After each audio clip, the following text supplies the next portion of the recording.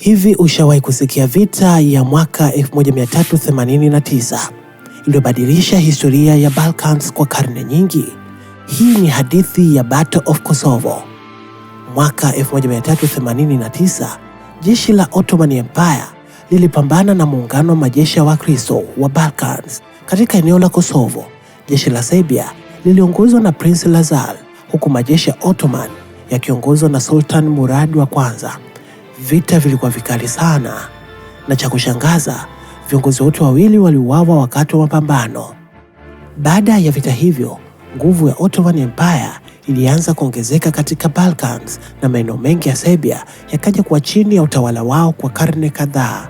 Hadi leo, Battle of Kosovo bado ni tukio muhimu katika historia na utambulisho wa Serbia.